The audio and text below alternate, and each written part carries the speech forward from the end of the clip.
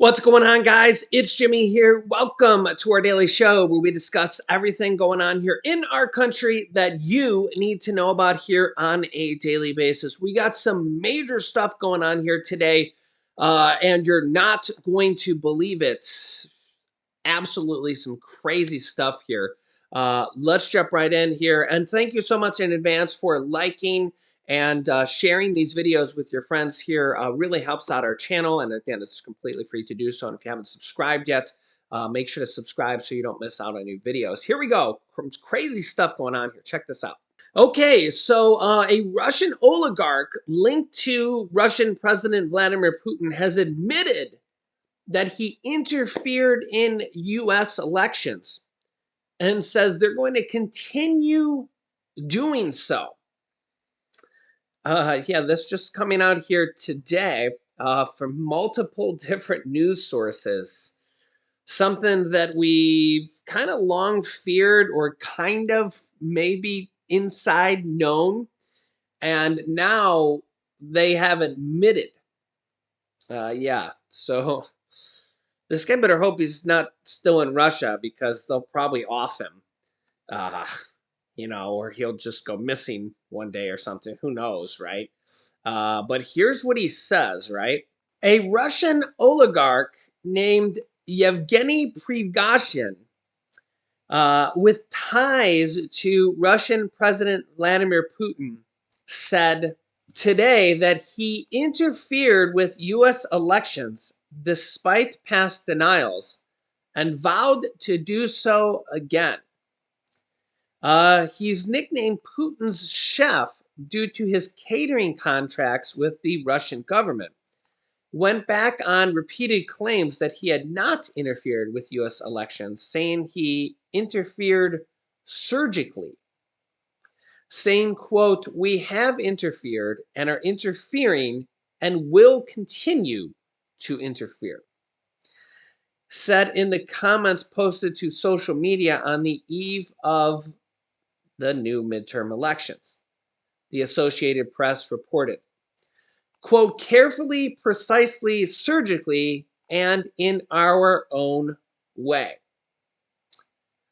Just showing here that Russia is not our friend and has not been for a long time and is basically doing what they want. Also here, remember that recently, just last month, major U.S. airport websites were hit with suspected Russian cyber attacks. Pro-Russian hacker groups claimed credit for cyber attacks, hitting more than a dozen U.S. airport websites, knocking them down, which could have caused massive problems. Airport websites here. Also, Russian-speaking hackers knocked out U.S. government websites and potentially government databases. Again, you never quite know how in-depth these are. Again, just last month. Also, Russia behind cyber attacks with Europe-wide impact. Hours before Ukrainian invasions, this constantly going on all around the world, right? All around the world. Yeah, and now they admit that they have been interfering in U.S. elections for years. For years. Yeah, so let me know your thoughts on this. How much of interference we may never know, and what exactly that entails, and if it changed, how much it changed. Well, we may never know the details on that. Also hitting major headlines here today, 8 in 10 people, according to recent surveys and polls, say they're concerned about political violence, potentially at the actual elections. And more than half blame Trump. This is according to polls. I mean, you guys can let me know your thoughts on this. 8 in 10 Americans are concerned about political violence in the U.S., according to the latest Politico Morning Consult poll, which comes in the wake of the violent attack against husband of Speaker Nancy Pelosi. The fear is prevalent in both parties, actually. 88% of Democrats and 76% of Republicans reporting the concerns, according to the survey. Let me know your thoughts in the comments. 76% of voters say they think political violence has increased nationally, though most don't see it increasing in their own local communities. Isn't that typical, right? People think it's happening in the U.S., but not in their area. Not in their area. That's so typical. That's just how Americans think. That, oh yes, it's happening in the U.S., but not in my area. Not in my area. That's very typical of how people think. While an overwhelming majority, 83%, think the perpetrators of political violence are to blame for their actions, voters also fault social media platforms, the news media, and former President Donald Trump. 3/4 of voters blame social media, about 75%. 69% blamed news, and 55% blamed television hosts and political commentators. More than half, at 58%, blamed Trump, including 30% of people who actually voted for him in 2020. You guys can let me know your thoughts here in the comments. Also, expected Trump indictment looms over the midterms here. This is potentially going to happen after the midterms. Potentially. Republican lawmakers in both the Senate and the House are warning that they will put up a staunch defense of Trump if the Department of Justice announces an indictment of Trump, which some GOP aides, some Republican aides and strategists expect to come in the first 60 to 90 days after Election Day. Some people say it could come as early as the first few weeks after Election Day. Senator Ted Cruz, Republican from Texas, a member of the Senate Judiciary Committee, is already warning that Republican lawmakers could use their power of the purse to rein in the Justice Department if prosecutors indict Trump, which he says would be using law enforcement authority as a political weapon. Cruz says if Biden treats the Department of Justice as partisan stormtroopers, then Congress is justified in using whatever tools Congress has to stop that abuse of power, Cruz said in an interview. Also, former President Donald Trump expected to announce his presidency potentially before the indictment, which could be a little bit of a political play if it happens.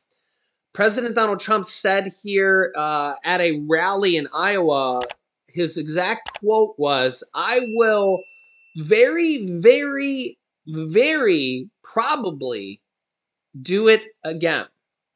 I will very, very, very probably do it again." Former President Donald Trump said as his actual quote here. Also, you can see here, Trump gets another week to comply with his January 6th committee document subpoena, where they say he has to testify. Committee members have previously said they have not yet resolved how to compel Trump to comply with the subpoena if he refuses. But Trump previously said he would testify. It was live, but now we're, I guess, still waiting on whether or not he's going to. And he will now have an additional week to meet the deadline to turn over documents to the House Investigation Committee for the January 6th attack on the Capitol. The documents were requested as part of the subpoena issued by the committee to the former president on October 21st. The subpoena also directed that Trump testify under oath on or about November 14th as well. It's unclear whether he will comply with that deadline. So the November 14th deadline to actually testify It looks like that is still the deadline here, but he had to turn over documents here. I think it was by today, but I think they've given him another week to turn those documents over because I don't believe he has.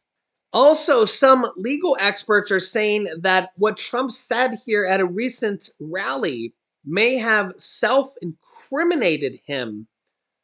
That he has the right to remain silent, but what he said at a recent rally may have incriminated him. Here's what he said. Take a listen. It's a weaponization. We have a weaponized Department of Justice and a weaponized FBI, including, of course, the very famous raid on Mar-a-Lago and the document hoax case, which violated my Fourth Amendment rights and something that has never been done to another president. No other president's ever done this. Presidents leave, they take things, they take documents, they take things, they read them. Nobody else has ever gone through this. This is a charade. So apparently legal experts are saying that this may have incriminated him when he said, no other president's ever done this. Presidents leave, they take things, they take documents, they read them. Nobody else has ever gone through this. So this may debunk some of his things that he hasn't read these and he didn't take some of these based on what he said here on some of these things. And so, I mean, you can let me know your thoughts here. This is just what some legal experts are saying here. And meanwhile, Republicans looking like it's going to Republicans are going to, or at least right now, looking like they have a lead here. Take a look. The political winds are at Republicans' backs tonight because of all of this and more, with less than a week to go until Election Day, according to analysis from Gallup. Look at this. A new poll from the company found just 17% of Americans are satisfied with the way things are going in the country. That is the lowest satisfaction has ever been since Gallup started measuring it 4 decades ago. And the polling company's analysis shows the lower that number, the more seats the president's party typically loses in the midterm elections. For example, when satisfaction was just 22% 12 years ago under President Obama, the second lowest ever, Democrats lost more than 60 congressional seats. And a new poll from the Wall Street Journal shows one key group is dramatically shifting its support away from Democrats. Over just the past 2 months, nearly 1/3 of white suburban women say they flipped their support to the GOP. Democrats are making a final push to win over voters in Arizona, where they're neck and neck in 2 big races for governor and Senate. CBC senior congressional correspondent Ilan Moy live in Scottsdale. Ilan. Well, Shep, we heard our first campaign ad. As soon as we turn on the radio here in Arizona, there are political signs littering the main road. And right now, the focus is on Kari Lake, the Republican candidate for governor. She just wrapped up a campaign event here in Scottsdale. And when she walked on stage, the crowd stood up and cheered. She talked about the border, crime, education, and of course, election security. Now, Lake has questioned the results of the 2020 presidential election and repeated false claims of election fraud. So I asked her to respond to President Biden's speech tonight on protecting democracy and the threat of what the White House calls election deniers. But in this new ad from the mother of the Capitol Hill police officer who died the day after the January 6th attack, the mother of the police officer laid the blame for her son's death directly at Lake's feet. Kari Lake is very dangerous for our country. She saw what happened on January 6th and continues to spread the big lie. And we're going to have more violence because people, they believe whatever she says. Now, Lake's opponent, Democrat Katie Hobbs, has characterized this race as a choice between chaos and between sanity. Now, right about now, Hobbs is holding a roundtable with Latino voters. Later on, she'll be part of that big rally with former President Obama and the rest of the state's Democratic ticket.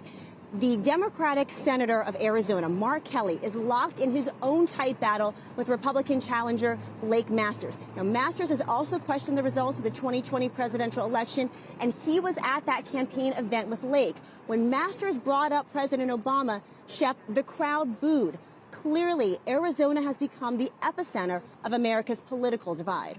And remember that a lot of this is going to determine on how the House and the Senate fall and are determined, and how bills can pass here going forward. So I'll keep you up to date here with everything going on here in our country on a daily basis. So if you're new to our channel or you haven't yet, make sure to click the subscribe button down below, then the bell icon, so you don't miss out on new videos. It's completely free to do so. And thank you so much for liking and sharing these videos as well. You can click here to watch my newest video next. And you can click here to watch my newest video on what Senator Joe Manchin just did, which you won't believe as well. So click on one of those videos next. Thanks for watching, guys, and I'll see you in the next video.